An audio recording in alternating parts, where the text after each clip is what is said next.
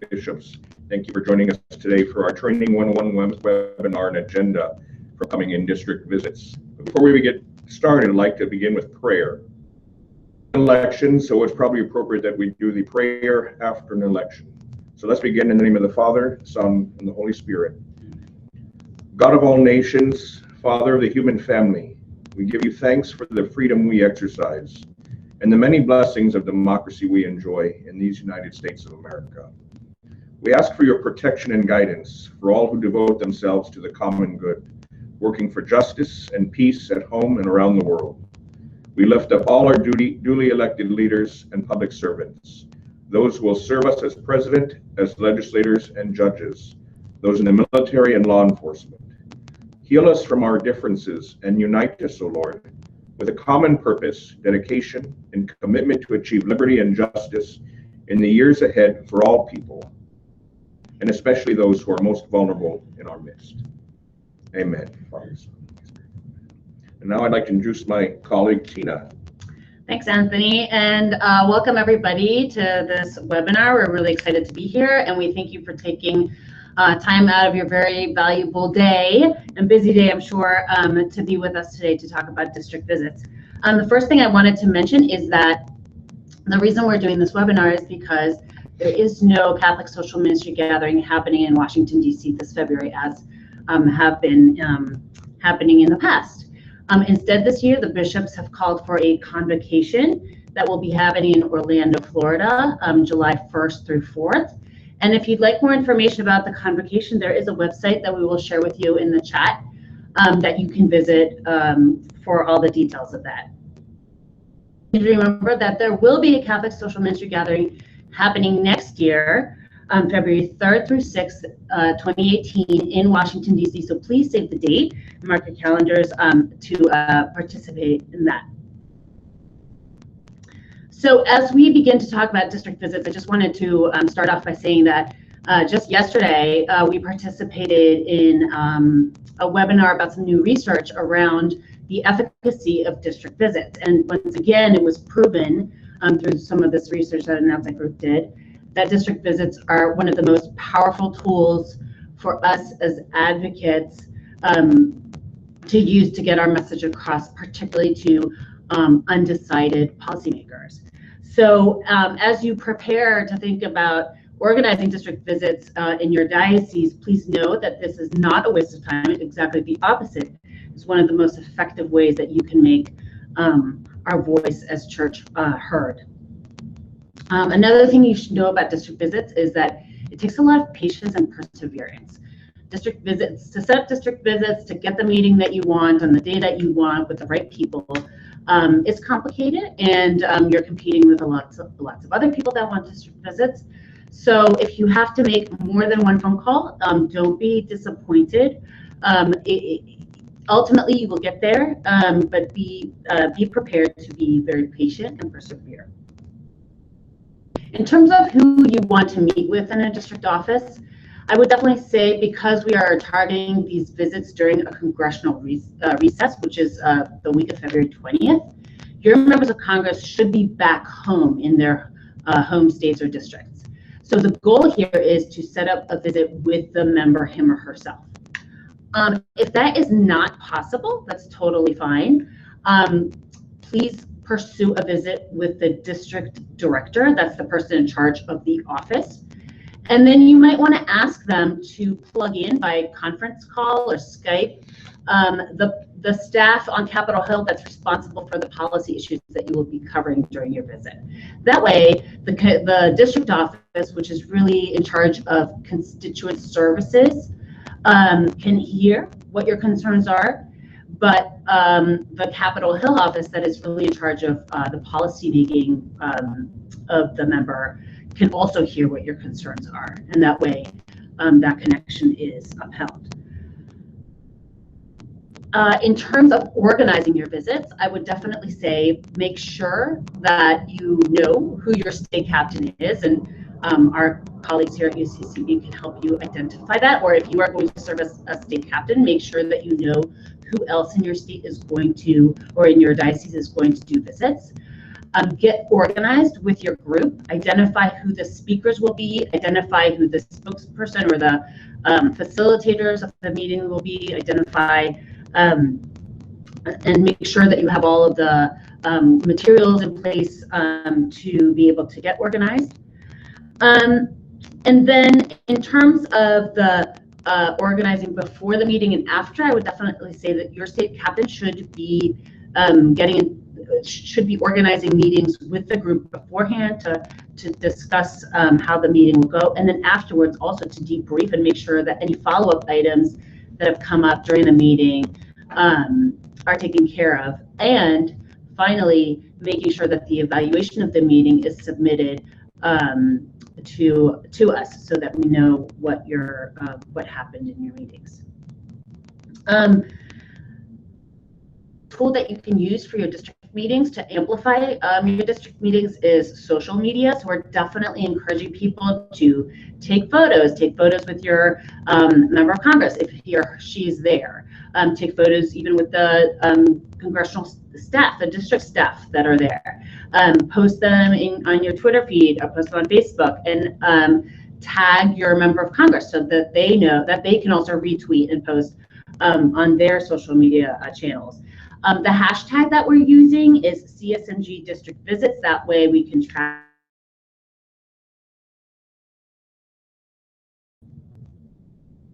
I would finally say a couple of just insights from having done district visits for a number of years now.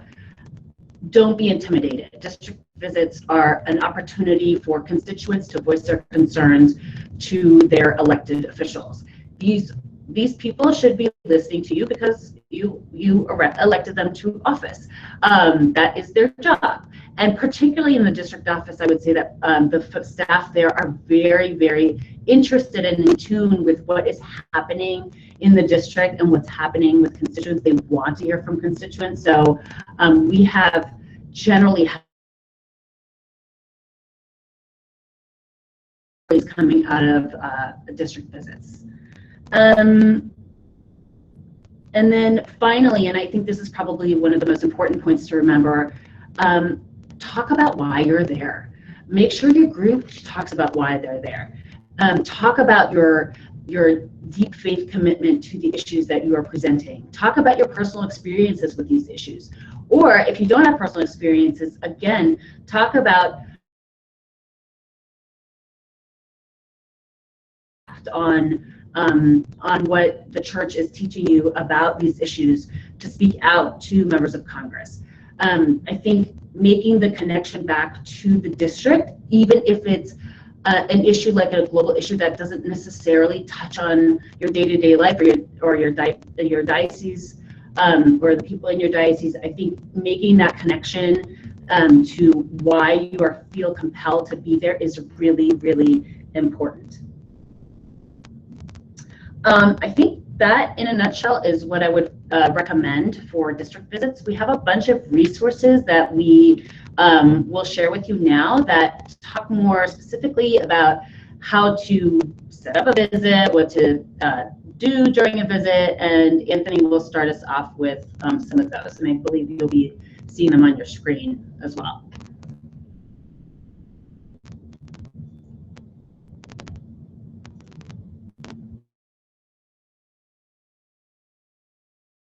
So the first one we're going to put on the screen here, you'll see is visiting your congressional representatives. And I'd like to reiterate what Tina said.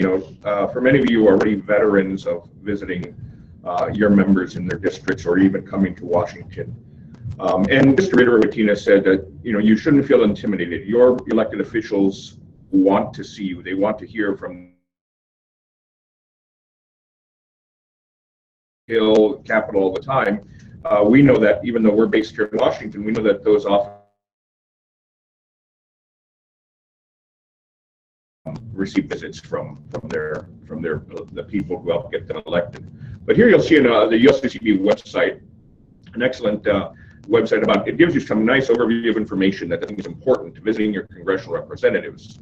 Before the visit, be prepared. So it gives you some ideas on how to prepare. And Tina mentioned this and how to introduce yourself. And during the visit, on average, you'll get about 15 to 20 minutes per visit. Sometimes staff or members are a little more generous with their time, and you can get up to 30 minutes. But here's some nice information about, some tips, some talking points on, how to introduce yourself and your organization, how to present on the issues, and then some points about what are some of the problems that may occur. So this site will give you some, I think, some helpful information. Next, we have a site, also the USCCB website. It gives you the ability to, for example, put in your zip code. You can find who exactly are your elected officials. And through that, you could find your district offices, the address, the phone number. So you can begin that process of setting up those in-district visits. You can also sign up, a quick sign up to be a part, if you haven't already, with our Action Center at the USCCB to get our action alerts and other information that comes out regarding legislation that we're following.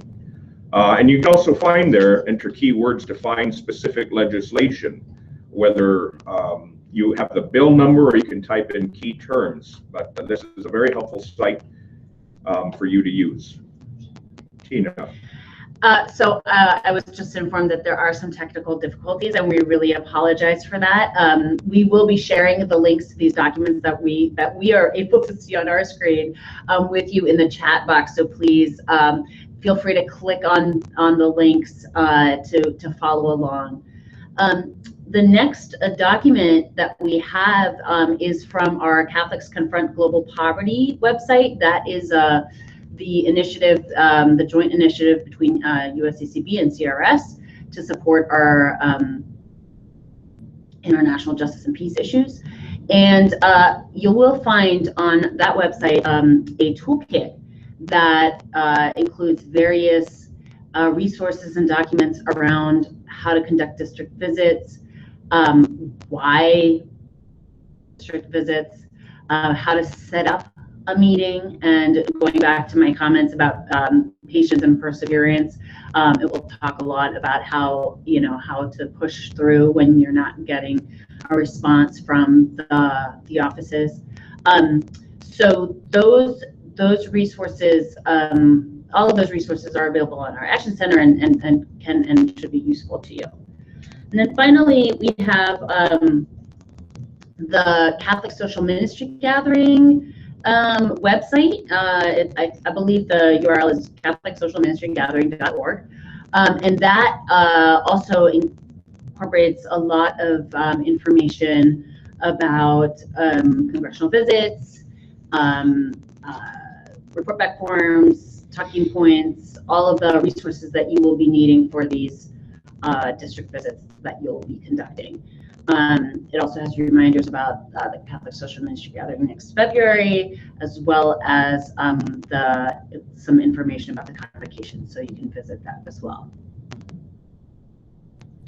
And just a reminder to please enter any questions that you might have in the group chat function on the right side of your screen, so that we can answer any questions that you might have now. Tina, one thing I would say is what an average visit looks like is, if you're lucky, you'll get an actual visit with the elected official, but often it'll be a staff person who's either been assigned a particular policy area or has a general is generally representing the interests of the elected official. These persons will usually be very cordial and friendly because they do want to hear from their constituents. They may ask some questions. Generally, will not get really difficult questions from staff because they do want to be extra courteous to their constituents who are visiting them. So don't feel like you have to be the best expert in a particular area. They're there to hear from their constituents first and foremost. And members, their staff will take note of how many visitors they get annually, who the visitors were, what towns they came from. So they are very much interested in hearing from you. So don't feel like you have to be an expert, and it's not really too much of an intimidating process at all. It's a very informal process, normally, of sitting down and having a conversation.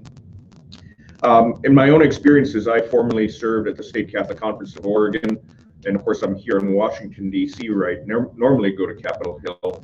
And there's a lot of similarities, certainly between Washington and at the state capitol. Washington's a little more formal, but when I was in Oregon, it was a very similar idea. In fact, at the state level,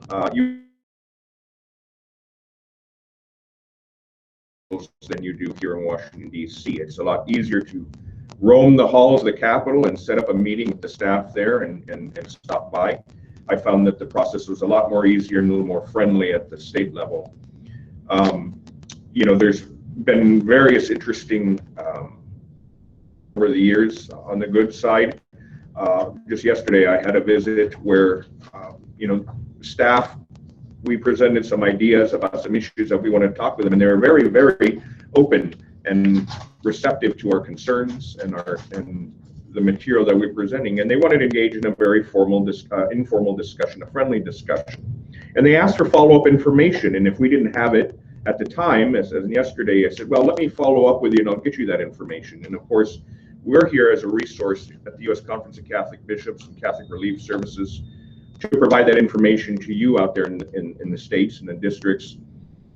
You do get a follow-up question to say, oh, can you explain this further, or what is the church saying here? That you say, well, let me follow up with you, and that helps continue to build that relationship. I've also had some very strange meetings before.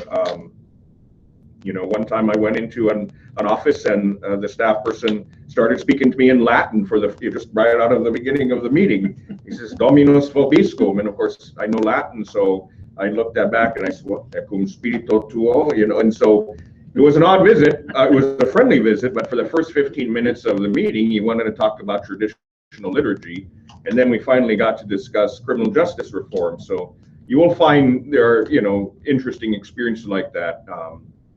Rarely do you have an occasion where there's a hostile meeting, but on occasion there are issues that touch on nerves for people, and there might be a cold reception initially, but that's a very, very, very rare occurrence. And I've never in my years in serving the church and legislative affairs have ever had an overtly hostile meeting. So that's not something you should really worry about, I would say. So.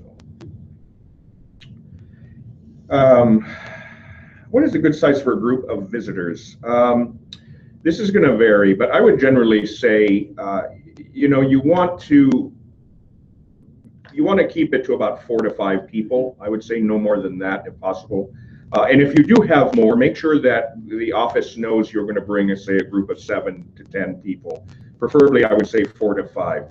And ensure that the team captain is helping coordinate all of the talking points that each one of you is going to be sharing with the staff person. Because you want to go in with an organized plan on who's going to say what, who's going to do the introduction. But I would say generally about 4 to 5 people is a good size group. And if you can come from different cities within that member's district and to that elected official's district, all the better, because they're getting a wide representation of people from their district. So I would say 4 to 5. Yeah, I agree. And I would also say that, let's say you have 20 people who would love to do a visit, encourage some of them to do visits later on in the congressional session. So to spread out the love, so to speak. 4 to 5 can do this first visit, and then perhaps in 3 months' time, when the next congressional recess happens, the next group can go, just so that you don't bunch up all your resources at the beginning of the session and lose steam towards the end. So have people engaged throughout the process. Another question that has come in is, how do we know who our state captain is? We're currently collecting that information, and we will be notifying state captains, and they should be reaching out to you in the next few days, if not next week. So stay tuned for that. We do have all of your information, so that's great. We can match up your state captains to you. Well, I wanted to open up to you all out there. If you have any questions, please type in, and we're happy to respond to any of the questions you might have. One thing I would note, when you finish your meeting a couple of days after, it's very important to send a thank you note, whether it's through an email or more preferably, I would say at times, just a thank you card. Because you want to see this as you're beginning to establish a long-term relationship so that that elected official and their staff know that they can come back to you and that you're a resource from the Catholic community in their district in the future. And so you want to build that relationship. So definitely send a thank you note. Thank you for spending your time with us. We really appreciated the visit. And it's also a good opportunity then to provide any follow-up information that the staff or the member may ask. So again, so if you have any questions, we are certainly here to answer any questions you may have. Some of you may be wondering what the issues are that we're going to be discussing. And I just wanted to highlight the next webinar that will be happening on February 7th at 2 p.m. Eastern time. During that webinar, we will be presenting the set of issues that we will be asking you to share with your members of Congress. There will be an international issue and there will be a domestic issue. There may be an issue that covers both of the both international and domestic. But we will definitely try to keep it to no more than 3 issues, I believe the target is. Yeah, and that webinar will be on February 7th at 2 p.m. Eastern time. So make sure to tune in for that. Yeah. So in that vein, I just wanted to also say that in some of you may have questions about, are we able to discuss issues that are of local concern, that are particularly concerning to the diocese, to the bishop, to Catholic agencies that are operating in the district. And I would say for this particular activity, as part of this Catholic social ministry gathering, it is really important that we present a united front, that we present the main or core issues of the church nationally around the country. And that is why we, CRS and USCCB, carefully decide that will have the biggest impact on the people that that we are serving here and overseas will have, and then identify those issues and share them with you. So for this particular district visit, we would ask that you refrain from adding local or diocesan or other issues that may be of great concern, and make sure to set up a follow-up visit to discuss those issues. So that's what I would say about that. And I would say, yeah, I mean, refraining from adding additional issues that are not a part of this, of our platform in this in-district visit. But the one thing I think that legislators and their staff are key to hear is, so the issues that you're going to be presenting, what is the experience that you have and how does it impact your local situation? You have a local story, a morally compelling story, that the issues that you're there to present and how that affects your local community, or maybe it's that your parish has a sister parish in Central America or somewhere else around the world, and you can tell the story about what your parish does, in relation to that relationship with that parish. So a lot of people depend on the issues, but trying to personalize it. You are not there to be policy experts. We are all part of the church. You're the church. And as the church, you're there to give a moral witness and a moral message. And that is the strength that the church brings to a lot of these discussions. So. Finally, I would also say that, for those of you who have more questions about background information about the issues that we will be talking about, and talking points and any other resources related to that, again, those will be available after the February 7th webinar. So please stay tuned, and also please check the Catholic Social Ministry Gathering website for that information. It will be posted there. We will be receiving it and highlight it and discuss at the February 7th webinar. So if there aren't any other questions, I think that's any it. other comments? I guess we'll just see you all on February 7th. Yeah. Okay, and we look forward to to chatting with you again in the webinar on February 7th at 2 p.m. Eastern. So have a good afternoon, everybody. Thank you for being here. Thank you.